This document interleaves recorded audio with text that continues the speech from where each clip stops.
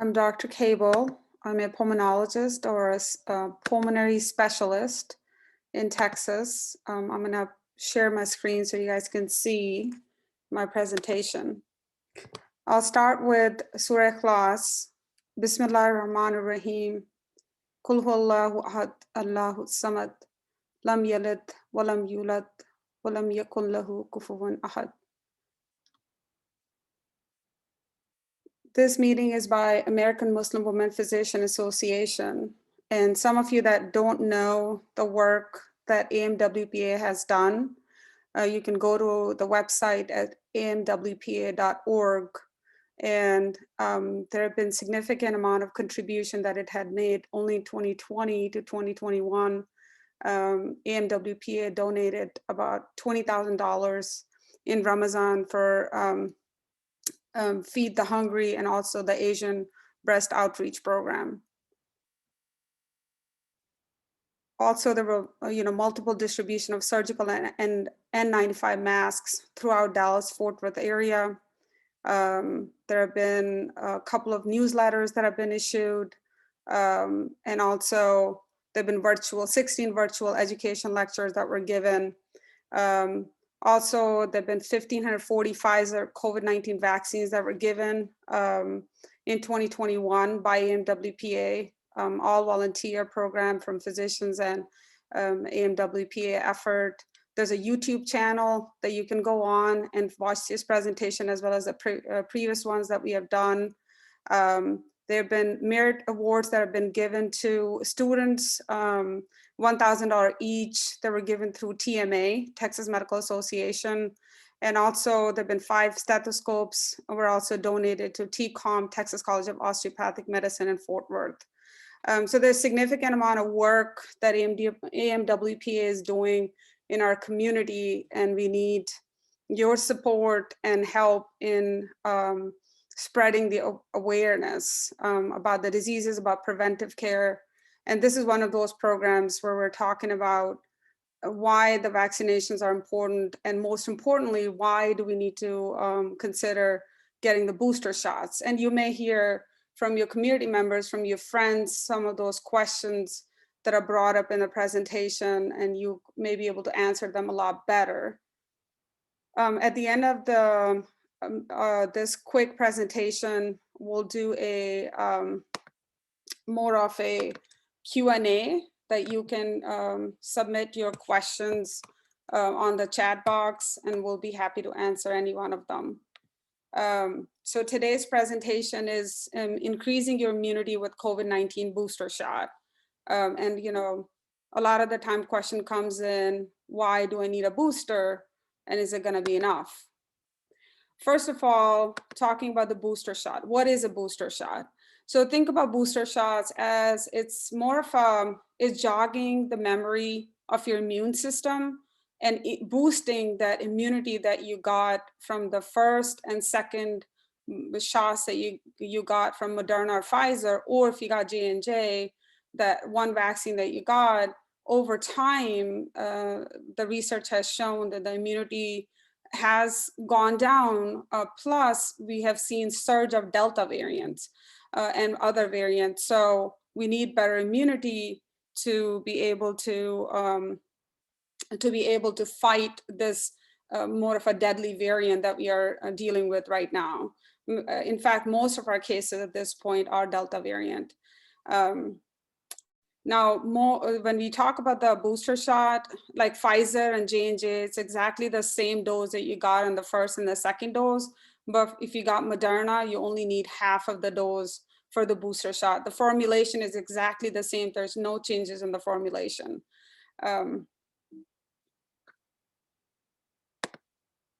So I thought that it'll be very good to kind of quickly go over what the vaccination does for us. How does an RNA vaccine work for us? So basically what happens is scientists take part of the virus genetic code, or RNA, that tells cells what to build and code them in a lipid so they can enter the body cells. So we get that liquid, inject it into our muscle that has the dead viral RNA, And then our body cells, like our macrophages, will pick up that that liquid that we're inserting with the viral RNA, present to our cells, so our cells can make antibodies against that virus. It takes about 2 weeks to develop the antibodies. And then when our body sees the real virus, we'll have the antibodies to actually fight that virus. And this is so important because when you get the vaccination, the first and the second dose, you have to give 2 weeks to become fully immune to be able to protect yourself. And of course, the third shot will do the same exact thing, but since your body already has that memory that it had already been exposed with the first and the second shot, that your immune response is going to be more of a stronger response, stronger boost to your immunity, so that when it sees the Delta variant, it can actually prevent it from attacking your body. And this is where that myth comes in. The people talk about that the virus is changing our DNA, and it's not. You can get this viral RNA. Either you're going to get it through the virus itself, which is any viral infection, for example, any flu or COVID or any viral infection. That's how your body recognizes a virus, is through a genetic code, and that's how your body responds to any virus, by creating immunity against that genetic code so you can fight it. It changes nothing in your human DNA. All you're doing is basically recognizing it and making the antibodies so your body can fight the real virus when it comes to getting exposed to it and protecting yourself. This is also the slide that I presented the first time as well, just to kind of give you a quick rundown on currently we have 3 vaccines: Moderna, Pfizer, and J&J. Moderna and Pfizer have 2 doses, and then J&J only has a single dose. The difference between the 3 of them is Moderna and Pfizer are mRNA vaccines. On the other hand, J&J is an adenovirus vector, which delivers viral DNA so your body can make antibodies against the virus. When you look at the effectiveness of it, Moderna is 80% effective after the first dose and 94% after the second dose. Pfizer is 52% effective after the first dose and 95% after the second dose. And that's why it's very important to get that second dose to boost that immunity, to bring it up to 94% for Moderna or 95% for Pfizer. Remember, none of these vaccines are 100% effective, and that's why you see some of those breakthrough infections. But still, it's still protecting all of us about 94 to 95% against this virus. So 94% of people, 95% of people with Pfizer would not get this virus, or if they get it, it will be very mild response to that infection. In J&J, it's only 1 dose, it's a 66% effective, and this will come into play when we talk about the booster.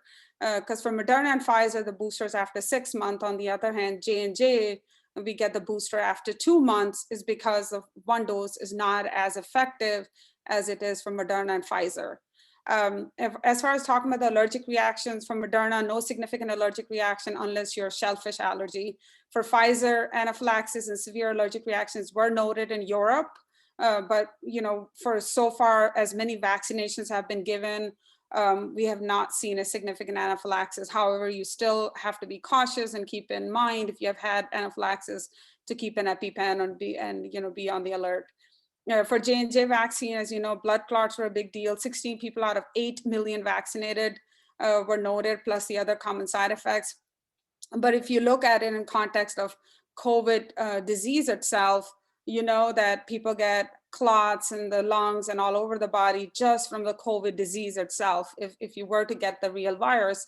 So still, when you compare the virus versus the vaccine side effect, vaccine still is more effective and least amount of side effects that you could expect. So the question is, why do I need a booster shot? So COVID-19 vaccines help our bodies develop immunity. As I said before, we get that antibody response that we need to protect ourselves from getting that virus, preventing that virus from affecting our body more severely. For example, if you and I were to get COVID infection, if you just got flu-like symptoms or a little bit of fever and just achiness, it's okay. But if any one of us were to get admitted to the hospital and ended up on a ventilator or died from it, That's not acceptable. And that's where the COVID vaccines are very, very effective in preventing that deadly outcome from happening. And studies do show, as I said before, that as the time goes by, our immunity is over the time waning. That's true for even flu virus. And given the fact that we have more variants out that are more virulent, including the Delta variant, we need that boost of immunity so our immune system knows how to protect ourselves when we actually were to get the real viral infection. Then comes in who should get the booster shot, right? So of course, our first responders, healthcare workers, firefighters, police, congregate care staff. But if you look at this list, which is coming from CDC, education staff like teachers, support staff, daycare workers, food and agriculture workers, manufacturing workers, correction workers, US Postal Service workers, public transit workers, and grocery store workers. Honestly, when you look at the list, it almost includes everyone that's working, that has exposure to people, that's out and about and doing stuff, which all of us really are. And as the time goes by, we're gonna see this list even growing, and most likely it's gonna be for everybody. But if you belong to this group or your family member, they need the booster shot. Another thing, when you're looking at, this is, I think, more of a detailed information. When you look at the Pfizer and Moderna, this is what CDC recommends. Patients should be 65 and older, or anybody that's age 18 plus who lives in a long-term facility, age 18 plus who have an underlying medical condition, which includes asthma, obesity, hypertension, and then also anyone that works or lives in high-risk settings, which is what I presented in the first slide, that's considered a high-risk setting. The booster shot is 6 months after the second dose of Moderna or Pfizer. And then when you look at the J&J, it's 18 years and older. So anybody that's 18 and older, if you got J&J before, you need the booster, regardless if you're in a high-risk setting or not. And that's because of the slide that I mentioned, the effectiveness of J&J, because it's just a single shot, is only a 66%. So that's why everybody that got J&J, 18 plus, needs the booster shot 2 months after the shot that you received. Now, another thing that comes into factor is, should you get the same booster? For example, I got Pfizer, can I do Moderna, J&J, or Pfizer? So you can mix and match. In fact, there's been a study where people did Pfizer, and then Moderna booster, and they had the better immune response. Or if you did Moderna, that has a good immune response as well. But just for your knowledge, if you did Moderna, and you want to get a Pfizer booster, you can. Or if you did Pfizer, and you want Moderna booster, you can. So you can mix and match. And this just in red points out the same thing, because a single dose of J&J is less effective. And that's why everybody that got J&J needs a booster. This I already answered, that mix and match is allowed. Now we're going to go over to the frequently asked questions. The question comes in, okay, now we're needing a booster. So are the vaccines really working? That's just like a common question that I get even in the outpatient setting. Yes, vaccines are working, because in the hospital, we are seeing 90% of people that are admitted are unvaccinated. So we know that we're 1 in 10 that we're admitting with COVID is vaccinated. They tend to do better than the unvaccinated individuals. So it's not 100% effective, but it's about 90% effective in preventing a hospitalization or death. So yes, they're working, but the boosters will just boost our immune system, so you still have immunity against the variants that are out there.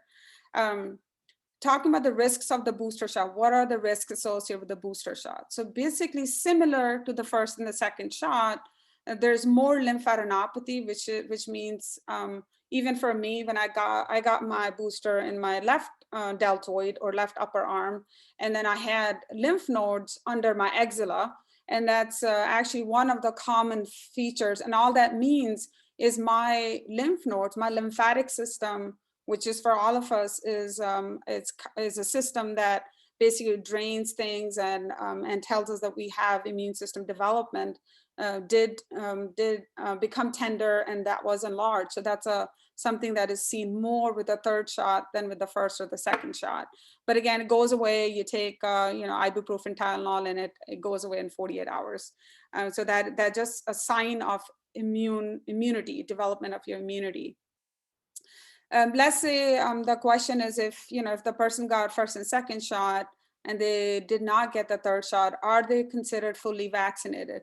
So the answer to that is yes, they are considered fully vaccinated, even if they got just only the first and the second shot of the COVID vaccine.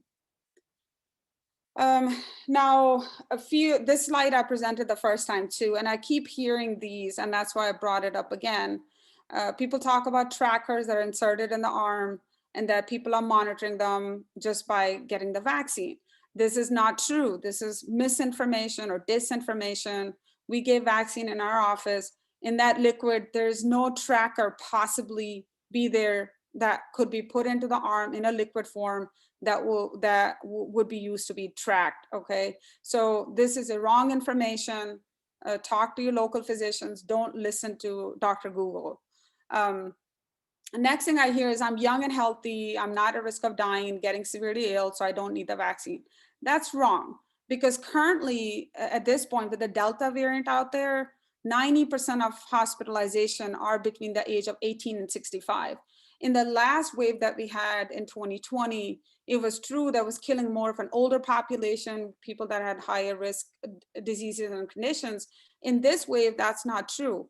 We have more younger population, people that have had no issues before. We have had like an 18-year-old patient, had no problems before, ended up on ventilator, trached, and basically reintubated again when they tried to extubate the patient. So, this Delta variant is totally different than what it was in the first wave. So even if you're young and healthy, please get vaccinated. Now, there's also another thing that I hear all the time. No one knows the long-term side effects of the vaccine. This is not correct information, because we know that we started dealing with this virus basically December 2019. In US, we started March 2020. So it's over about a year and a half now at this point, almost going on to 2 years. And we know there are more people dying from the disease. We have over 700,000 Americans dead with this disease within a year time frame. And we have much more people that have chronic lung disease, chronic heart disease, that have had clots from the virus itself. So we know the disease is killing people. When you look at the vaccine-related side effects, they're minimal. They're just like any other vaccine, MMR vaccine, flu vaccine. So we know long-term, people that started getting vaccinations in December of 2020 to now, including myself, that we don't have any problems from the vaccine. And that if I had gotten the disease, I would have had a lot more problems. I would have had a lot more long-term complications, including scarring of the lung, which I see every single day post-COVID. So far, long-term, within from December of last year to it's November at this point, no long-term side effects. And I'm alive, and I'm not dealing with COVID disease-related problems. So I take that win for science. Another thing is COVID vaccine will give me an infection. So that's not true. As you saw in the first slide that I mentioned, or first few slides that I mentioned, that the Pfizer and the Moderna are mRNA vaccines, and that's the dead viral membrane. It's not the real virus, not the full virus, it's the viral membrane that's basically into a lipid vector injected into our arm. So there's no way that a dead virus can give you an infection, or just the viral membrane can give you an infection. Let's say you got the vaccine today and you went out and ate yesterday. So you may have picked up the virus then, and you start having symptoms of the virus, not because from the vaccine, but because you picked it up at the same time that you got the vaccine, or maybe a few days prior. So just remember, there are 2 weeks from the day that you get the vaccine and 2 weeks onwards that you get the immunity. So that's something that's wrong information and is not possible. With J&J, it's an adenovirus vector. So it's basically a virus, and then the COVID virus, it's injected into the adenovirus. And so you may get more of symptoms, for example, like fever and chills and malaise, but you won't get an infection from it. Another one that I've heard is COVID-19 vaccines affect fertility. So that's absolutely wrong. Currently we have over 173,000 pregnant females that have been vaccinated. There's a registry that's going on, and it has not affected fertility for them. And number two, if you're alive to get pregnant, then you have chance to see a baby and be able to enjoy that baby. But right now in ICU, we see so many pregnant women coming in that are needing early surgery and delivery, and their prognosis is much worse than non-pregnant females.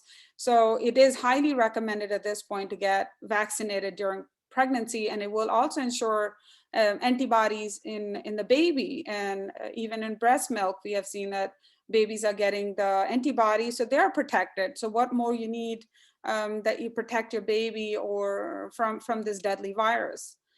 Another thing is, I already said that before, that we don't know the long-term effects. Why should I trust it? And I don't trust the government.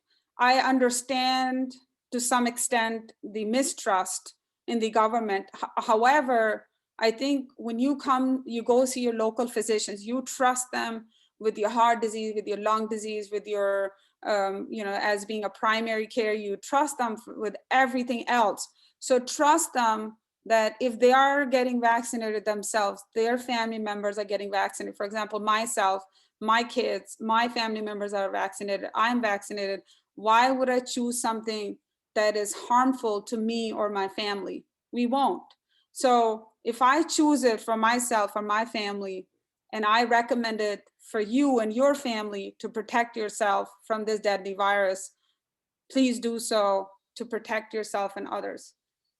And the last slide that I have, I think is very powerful.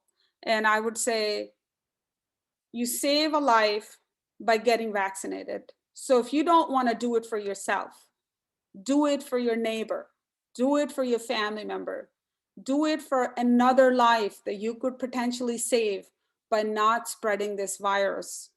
And I really wanted to bring this up, the Surah Al-Ma'idah, which says, and whoever saves one life, it is as if he had saved mankind entirely. So this is our message today, that you could prevent the spread of the virus, the mutation of this virus in unvaccinated individuals, and you can save a life by getting vaccinated. So do it for others if you don't want to do it for yourself. Thank you.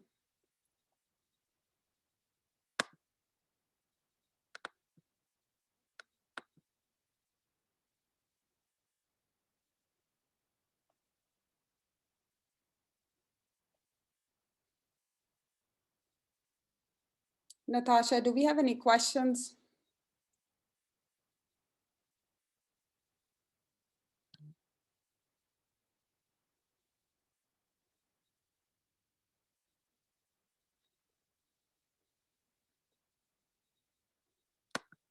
Dr. Sanober, could you check the chat box? Let me see.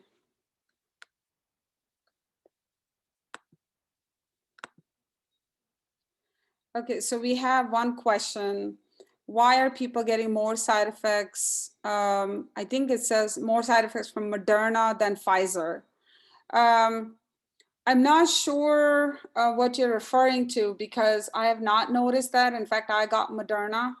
Remember, when you get side effects, it's not necessarily a bad thing. Side effects mean your immune system is responding to the virus, to that trigger, because that's what we want, right? We want a response. We want the antibody formation. So if you're getting like fever or achiness and not feeling good for the first 24 hours, that's a good response. That's not a bad response, if that's what you mean. But I have not noticed that. So I think, I don't know if you have further clarification on it.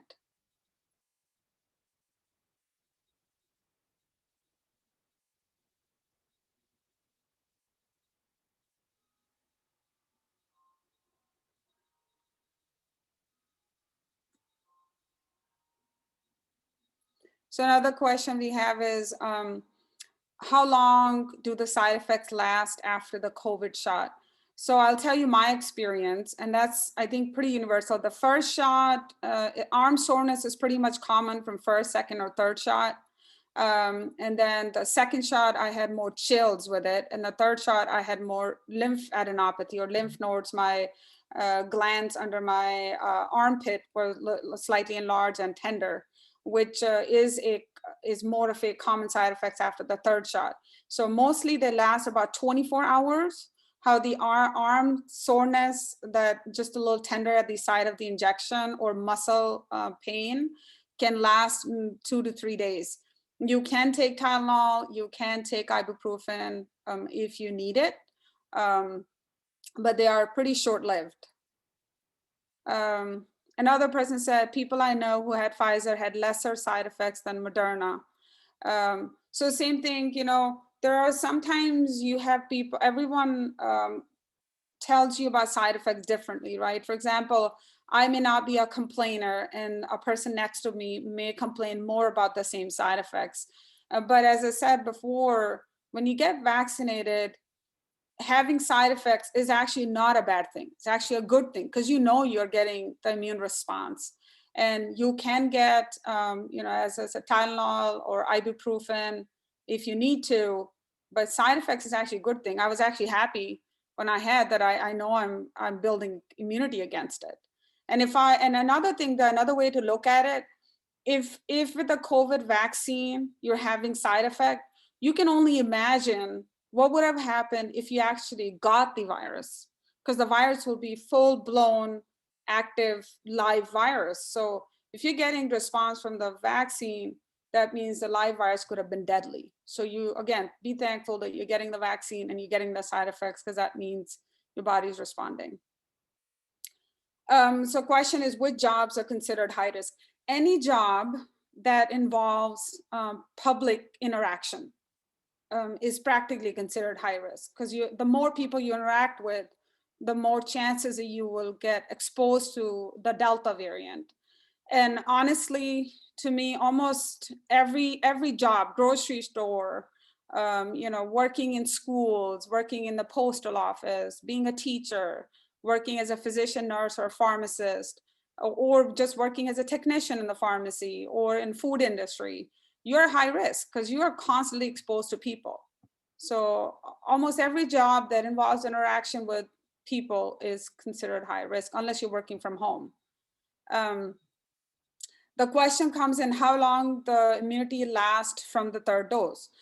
So remember, this is a very relatively new disease for you and for healthcare providers and everybody. So far, we know that the data that we have from Israel and from last year to now, that the booster is basically spiking the immunity really nicely after any of them, Moderna, Pfizer, or the J&J.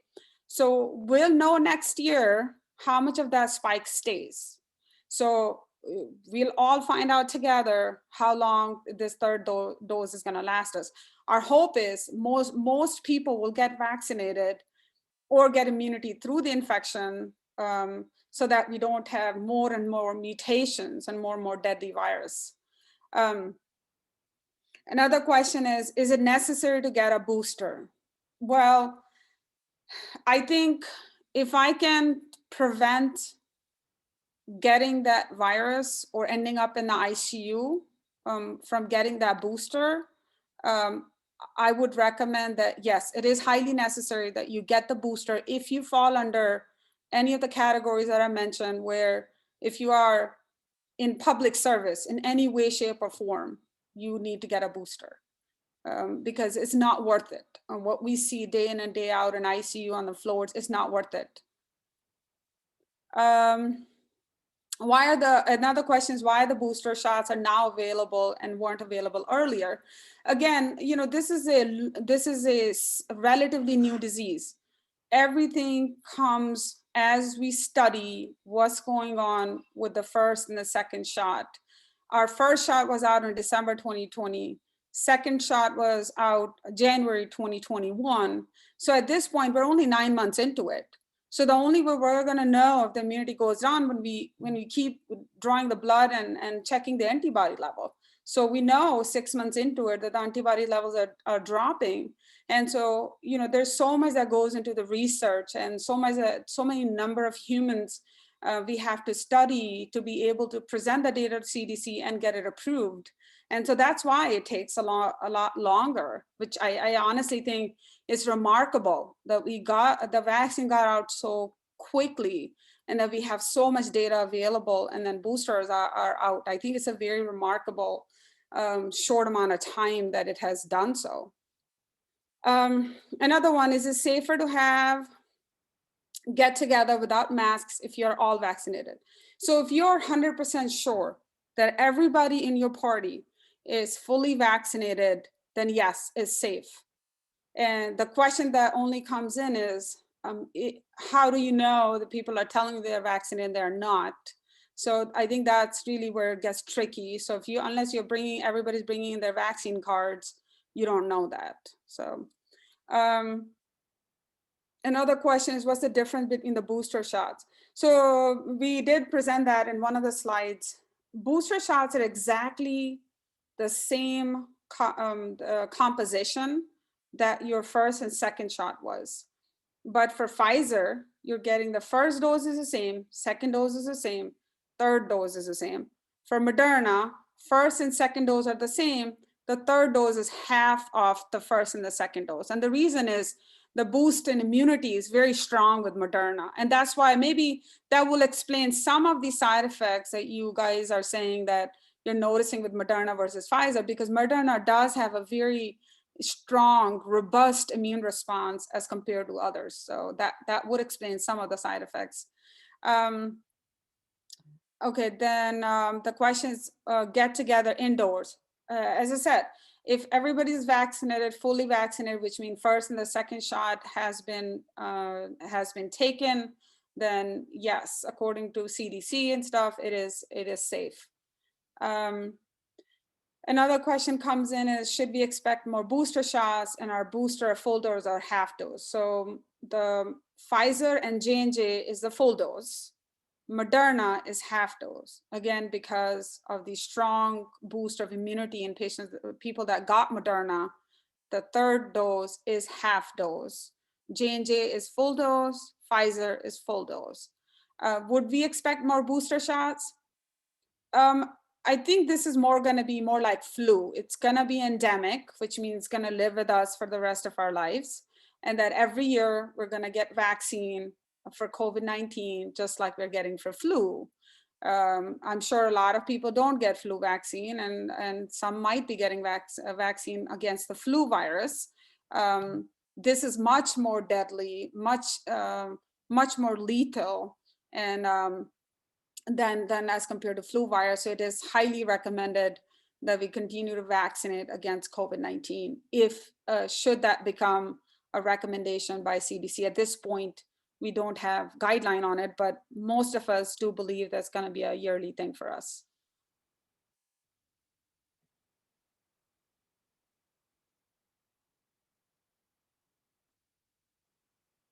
I mean, those are all excellent questions, and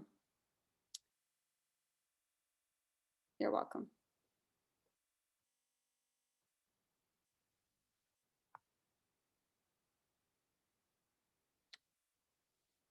If you guys have any more questions, you can type up in the message box.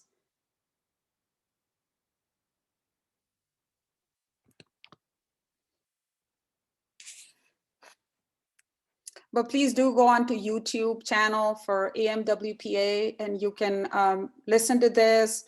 If you have a family member that's not convinced on getting vaccination, I would recommend having a serious talk with them. A lot of patients tell me, oh, I'm not going anywhere, so I just stay home. So I'm not high risk. I don't trust the vaccine.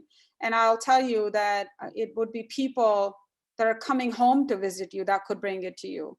It could be you going to a physician office and you can pick it up. It could be any little simple interaction, like going to a grocery store. And it's a very virulent, you can pick it up anywhere. And it is something I would highly recommend every one of your family member to get vaccinated, regardless if they have chronic conditions or not. Even if they're healthy as they can be, it's better to be safe than sorry and look back and realize that we should have gotten vaccinated. Another question is, what about traveling these days? Is it safe or not? Okay, so, you know, some of the questions I would say, as long as you're vaccinated, as long as you take all the precautions, so like put a mask on if you're gonna be on the plane, because you don't know who touched that chair and who was there before you. And, you know, with the PCR requirements and stuff, they are dropping if you're vaccinated, but still just, you know, be safe, put your masks on, and you can travel. It's not the same as it was before the vaccination were out, but still it's a high risk activity. Of course, you can do it as long as you're vaccinated. Someone also asked, how about if you have good antibody titers after the second dose of Moderna, do you still need booster?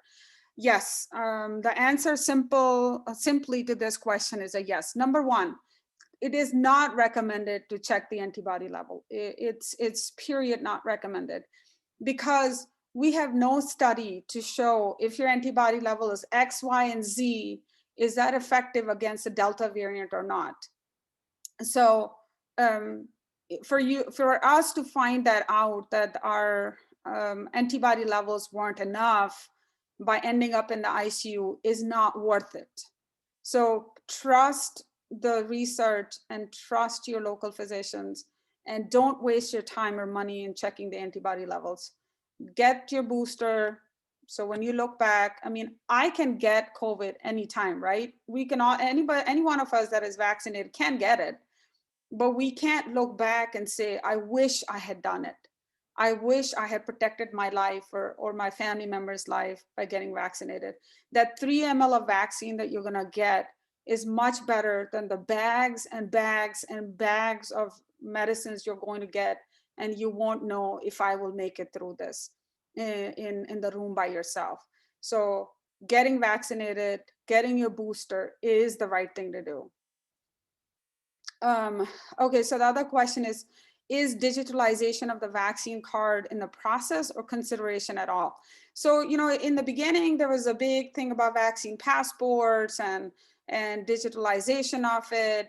I don't see that happening, just because the, you know, guidelines are changing fast. First, we didn't have a booster, now we have the booster.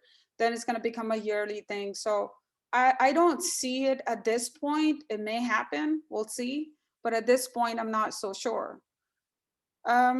Someone else, my titer after Moderna is 850. Do I need the third dose? Yes, please. Don't look for your antibody levels. If you're due for the booster and you fall in the category that I mentioned, get your booster.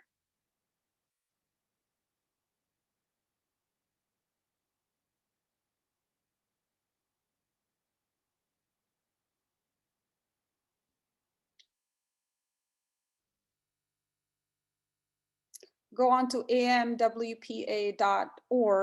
for any previous videos you want to watch, or this video. On our website also, if you're a student, you can apply for grants, you can help us volunteer. Any one of you, if you want to volunteer, you are welcome to, and we need more people to help all the volunteer efforts that AMWPA carries.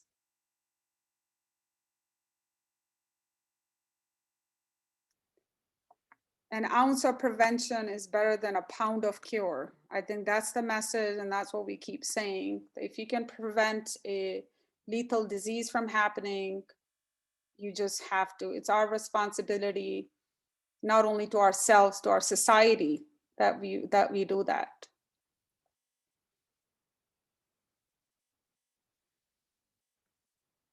And as much, you know, misinformation is out there, and if you could help, each one of you, if you could help, you know, help with correcting people and actually spreading the right information, every one of you can play huge role in helping our community getting vaccinated, because a lot of our community is not vaccinated. They're listening to these videos and this misinformation, and a lot of community doesn't go to physicians sometimes, and we just need every single one of us to prevent this disinformation from spreading and correcting them at every chance that you get, and that starts from home.